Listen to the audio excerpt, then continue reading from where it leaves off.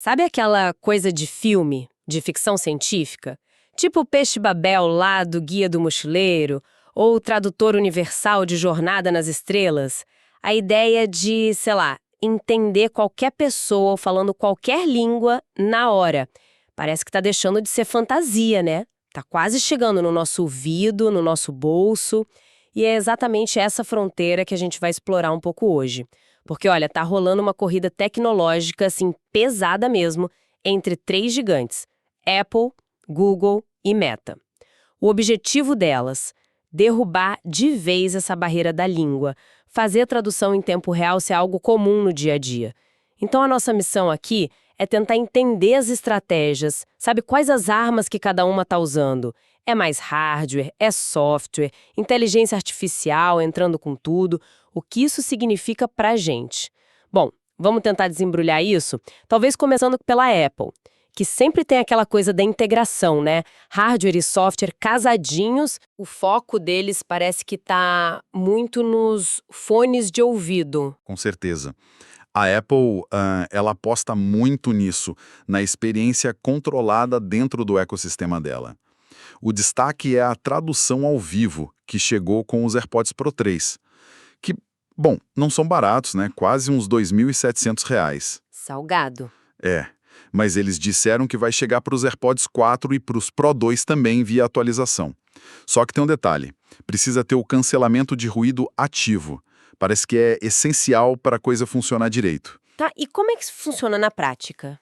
É tipo, ter um intérprete ali no meu ouvido? É quase isso, sim. Imagina uma conversa normal, cara a cara. O iPhone capta o que a outra pessoa fala, processa, e aí a tradução é sussurrada quase na hora no seu AirPod. Funciona também em chamada de FaceTime, aí além do áudio, aparece legenda na tela e até em ligação de telefone normal.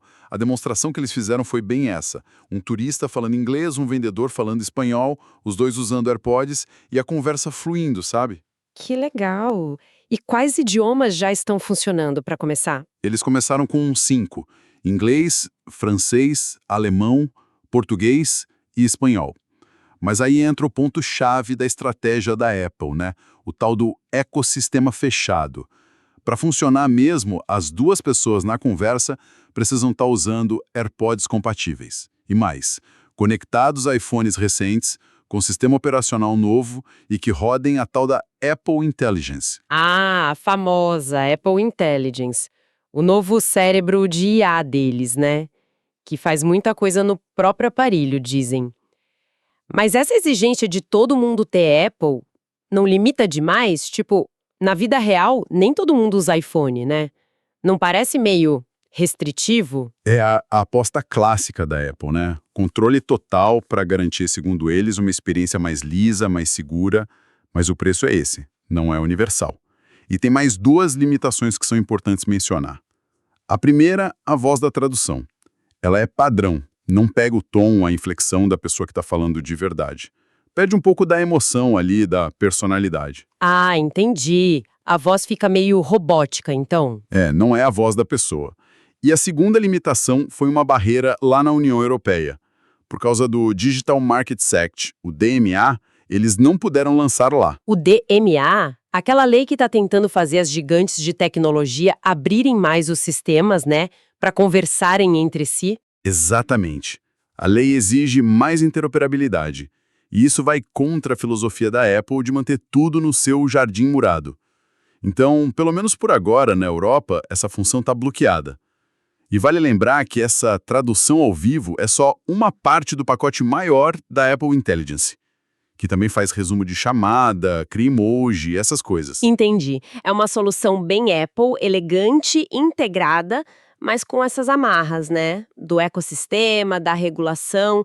E enquanto a Apple vai por esse caminho, o Google parece que está vindo por outro ângulo. Talvez menos focado no hardware exclusivo e mais na IA, na naturalidade. É isso. Exatamente. O Google aposta mais na força do software e da IA deles. O recurso chama Voice Translate. Ele vai ser integrado nos celulares Pixel 10 por atualização. O foco não é tanto vender um fone específico, mas melhorar a experiência no próprio celular, principalmente em chamada telefônica. E qual é a grande sacada deles? O que o Voice Translate tem de diferente? Ele também traduz a chamada em tempo real. Só que o diferencial principal, e aqui eu acho que fica bem interessante, é que eles prometem manter as inflexões e o tom de voz da pessoa original. A aposta do Google é que essa humanidade na voz é que vai fazer a diferença para a galera adotar de vez, sabe? Para não ser só útil, mas manter a conexão emocional. Nossa, isso é muito bacana. Lembro daquela demonstração com a voz do Jimmy Fallon. Traduziram para o espanhol, mas ainda soava como ele, com a entonação dele. Nos AirPods, pelo que você falou, a voz seria outra, né? Mais genérica. Isso. Mas será que na prática essa IA do Google consegue mesmo captar e replicar a emoção sem ficar, sei lá, estranho ou meio caricato, se não for perfeito? Olha, é um desafio técnico enorme, sem dúvida. Precisa de um processamento de áudio muito, muito sofisticado. Mas o Google tem cartas na manga, né? Décadas de experiência com o Google Tradutor, acesso a um volume de dados linguísticos absurdo para treinar IA e, claro, a escala. O potencial de levar isso para bilhões de usuários Android. É um alcance que a Apple, com o nicho dela, nem chega perto. Eles apostam que essa naturalidade na voz vai conquistar o usuário comum. Faz sentido. A escala do Android e os dados deles são um trunfo imenso mesmo. Bom, fechando o trio, falta a Meta, que está sempre com o pé no futuro, no metaverso. Qual é a jogada deles nessa corrida da tradução? A Meta, ela joga um jogo um pouco diferente. O pensamento é mais a longo prazo, mais focado em interfaces imersíveis, sabe? A aposta principal dele está nos wearables, especificamente nos óculos inteligentes. Os Ray-Ban Meta atuais já têm uma função básica. Ah, aqueles óculos que eles fizeram com a Ray-Ban. Esses mesmos, eles já permitem ouvir traduções. O som sai pelos alto-falantezinhos ali nas hastes dos óculos. Ok, ouvir é uma parte. Mas a Meta vive falando de integração visual, de realidade aumentada. Como isso entra na tradução? E é aí que a visão deles se diferencia um pouco.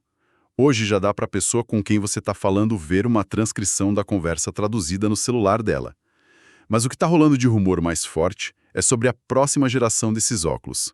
Dizem que eles podem ter uma telinha integrada, talvez projetada na lente, mostrando legendas em tempo real, ali no seu campo de visão. Uau! Legendas da vida real. Isso sim soa como futuro de filme. Imagina andar por outro país e conseguir ler o que as pessoas estão falando. Seria incrível. É essa a ideia. Se a gente conectar os pontos, a Meta parece acreditar que a tradução não vai ser só algo que a gente ouve, mas parte de uma experiência maior, visual e auditiva. Uma camada de informação sobre o mundo real. Eles devem anunciar novidades dos óculos logo, mas ainda não está claro quando essas funções mais avançadas de tradução vão estar prontas e funcionando bem. É uma aposta mais para o futuro, talvez menos imediata que as da Apple e do Google. Interessante ver essas três abordagens tão diferentes, né? A Apple com um ecossistema fechadinho e polido, o Google na naturalidade da voz e no alcance gigante do Android, e a Meta já sonhando com a integração total nos óculos. Mas no fim das contas, todas têm pontos em comum, certo? Todas usam IA pesado, buscam o tempo real, integram em aparelhos que a gente carrega, focam na voz falada. O objetivo é deixar a comunicação mais fácil. Sem dúvida, e é impressionante como a gente está chegando perto daquela ficção científica que você falou no começo. Claro, não é ler pensamento, né? Como em Jornada nas Estrelas. A mágica está nos algoritmos, que estão ficando super complexos. Eles analisam padrões de fala, entendem o significado e convertem para o outro idioma numa velocidade que, nossa, quase acompanha a conversa. Aquele atraso, a latência, está diminuindo muito. Então, o que tudo isso significa na prática? Fora a ajuda óbvia para viajar ou falar com gente de fora. Quais os impactos mais, profundos que a gente pode esperar? As implicações são enormes. Pensa nos negócios internacionais. Negociações, colaborações ficando muito mais fáceis. Na ciência, imagina pesquisadores de vários países colaborando em tempo real sem precisar de intérprete a tempo todo. No turismo, a experiência muda completamente. Na educação, o acesso à informação global fica mais democrático. O potencial é gigantesco. Mas sempre tem outro lado, né? E os profissionais? Tradutores, intérpretes. Como fica o trabalho dessa galera? A máquina vai simplesmente tomar o lugar deles?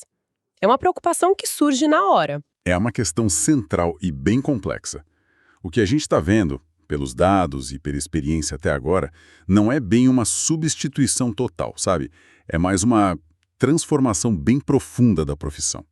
A IA é muito boa para automatizar tarefas mais repetitivas, tipo traduzir manuais técnicos enormes ou conversas mais simples. Ela aumenta a produtividade, isso é fato. Mas, ao mesmo tempo, pressiona os preços para baixo nesses trabalhos mais básicos. Então o trabalho humano não some, mas ele muda. Exige uma adaptação, é isso? Exatamente. O que está crescendo muito é a demanda por um profissional que a gente chama de pós-editor. É alguém que pega a tradução que a IA fez, a tradução bruta, e refina, garante as nuances culturais, a terminologia certinha da área, o contexto, o estilo. A IA entrega velocidade e volume, mas o toque humano ainda é chave para a qualidade final, especialmente em coisa mais criativa, marketing, ou que exige um conhecimento cultural mais fino, né?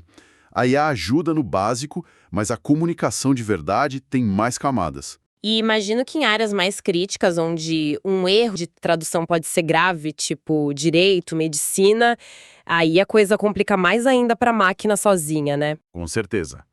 Nessas áreas direito, medicina, diplomacia, negociação de contrato importante, a supervisão humana e, muitas vezes, a tradução feita por um humano mesmo continua sendo insubstituível. Entender o subtexto, as implicações legais, éticas, a sensibilidade cultural, a responsabilidade final pelo que foi dito, isso tudo exige o julgamento, a experiência e a ética de um profissional. A IA é uma ferramenta fantástica, poderosa, mas não substitui essa responsabilidade e essa compreensão profunda que algumas situações pedem. Mesmo com aqueles estudos que saem, tipo um da Microsoft Research, que falou que, sei lá, 98% das tarefas de tradução poderiam ser feitas por IA. Esse número assusta um pouco, né? Tecnicamente. Mas a gente tem que olhar com cuidado. Esse poderia não quer dizer que a IA vai fazer tudo isso com a qualidade, a nuance, a adequação cultural ou a responsabilidade que o mundo real exige em todas as situações. E outra coisa, já está surgindo um mercado bem interessante de aparelhos dedicados, sabe? Tipo os da PocTalk e da Vasco. Eles focam em nichos onde precisão e privacidade são super importantes. Hospital, escola, atendimento. E muitas vezes eles combinam a IA com bases de dados revisadas por humanos e até com acesso a intérpretes humanos para casos mais complexos. Tentam pegar o melhor dos dois mundos. Entendi. Então é uma ferramenta que muda o jogo, mas não tira o jogador humano de campo, pelo menos não em todas as posições. A palavra parece ser adaptação mesmo. Perfeito. Adaptação e especialização. O profissional humano precisa agregar valor onde a máquina ainda não chega. Então, para a gente amarrar essa corrida maluca, temos a Apple com uma solução super polida, integrada no mundo dela, mas limitada por isso e pelas leis. O Google apostando tudo na voz natural e no alcance do Android. E a Meta olhando mais para frente, sonhando com a tradução imersiva nos óculos. A pergunta que fica é, tá, e daí? O que tudo isso significa para quem está ouvindo a gente? Para quem vai viver nesse mundo onde a barreira do idioma parece que está ficando cada vez menor? Essa é a grande reflexão, né? A chegada desses tradutores quase universais é sem dúvida algo fascinante, cheio de promessas. Mas vale a pena a gente pensar numa coisa mais profunda. Com essa barreira do idioma ficando tão pequena, quase invisível no dia a dia, como isso pode mudar não só o jeito como a gente se comunica no mundo, mas a nossa própria percepção das outras culturas? Será que é uma faca de dois gumes? Tipo, a gente vai finalmente se entender melhor? Ou será que, pelo contrário, a gente acaba ficando mais parecido, perdendo aquelas coisinhas únicas que cada língua tem? É a pergunta de 1 milhão, né? Será que essa tradução instantânea e em todo lugar pode levar a uma certa homogeneização cultural, onde as particularidades, os trocadilhos, as expressões que definem uma cultura acabam se perdendo na tradução automática? Ou será que é o contrário? Que ao tirar a barreira principal da língua, a gente vai ter um acesso como nunca antes à riqueza e à diversidade do pensamento humano. E isso levaria a um entendimento mais profundo das diferenças, justamente porque a gente vai poder conversar mais direto. E que tipos novos de conexão podem surgir disso? E talvez, que tipos novos de mal-entendidos podem aparecer quando a ferramenta ficar tão lisa, tão imediata, que a gente nem perceba mais que ela está ali no meio da conversa? Exatamente. São questões que vão além da tecnologia. Elas tocam na essência da comunicação humana mesmo. Na forma como a gente constrói significado, como a gente se relaciona, como a gente entende o mundo e o outro. É algo para a gente pensar, e muito, enquanto essa tecnologia continua avançando rápido, prometendo redesenhar um mapa das nossas interações globais.